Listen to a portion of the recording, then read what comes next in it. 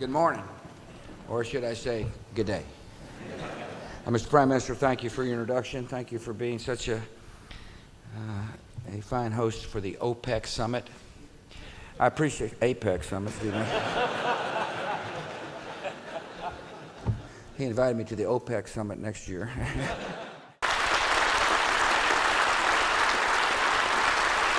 The United States has both the will and the flexibility to help conclude a successful Doha round, and we urge our APEC partners to join us in this vital effort.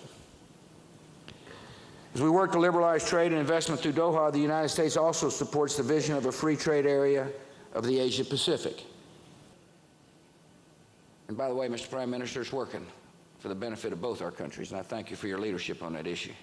And the work we do here at APEC will make an important contribution to the global discussions in the UN about a new framework on energy security and climate change.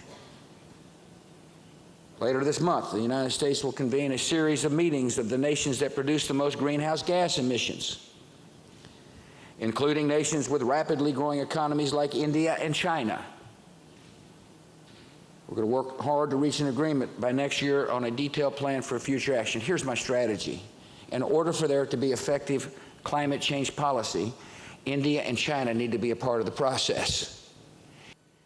And last year, ASEAN nations concluded a mutual legal assistance treaty that will improve the sharing of evidence in terrorist investigations. For the sake of security and peace, those who sit at the table tomorrow must do everything we can to stop the radicals and the murderers. The nations of the Asia-Pacific understand this threat all too well. You've experienced terrorist violence in your cities and on your streets. Violent Islamic extremists have killed the innocent in Bali and Jakarta and Manila and in other places. The leaders of al-Qaeda have issued threats against Australia and Japan and South Korea. The counterterrorism conference in Jakarta, where they discussed ways they can improve cooperation in the battle against terror. We must work for the day when the people of North Korea enjoy the same freedoms as the citizens of their democratic neighbors. We must press the regime in Burma to stop arresting and harassing and assaulting pro-democracy activists for organizing or participating in peaceful demonstrations, or helping Iraq's democratically elected government rebuild from the rubble of tyranny.